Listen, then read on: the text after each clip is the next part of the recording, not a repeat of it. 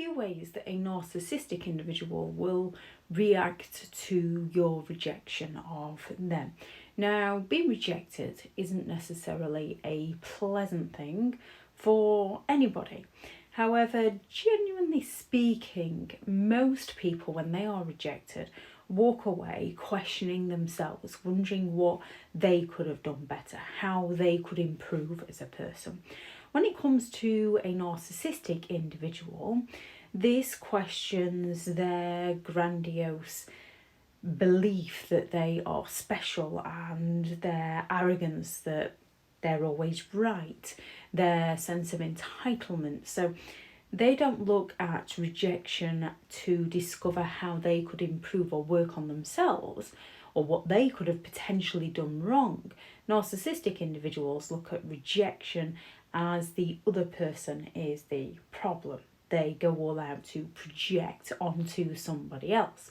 Therefore, when they're rejected, they can react with that anger and that aggression. They can become verbally or physically aggressive towards the person who the narcissist perceives to be rejecting them.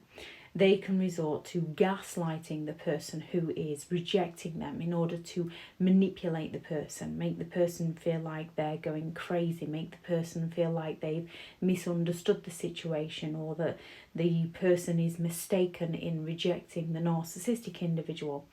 The narcissist might go all out into that self-pity, the victim plays. They can play the victim with others in order to gain that sympathetic attention, or they can play the victim towards the person who has rejected them in order to make the other person feel guilty, in order to make people sympathise with them and validate the narcissist version of reality. They can go all out with that retaliation where the narcissist is going to seek revenge in some way, often by spreading rumours or starting those smear campaigns to ruin the person who rejected them's reputation. They're looking to damage the other person's relationships, careers, character, anything they can, looking to damage the person's financial ability. They're looking to ruin the other person so that the narcissist can feel better about themselves.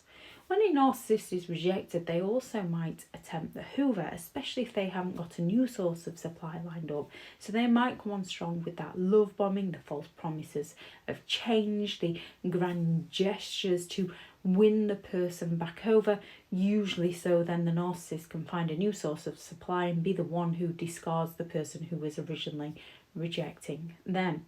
They might begin to belittle and demean directly to the person who has rejected them, to try to undermine that person's confidence and self-esteem, or to other people. They're going to accuse the person who's rejected them as being bitter, of being jealous, of being envious of them.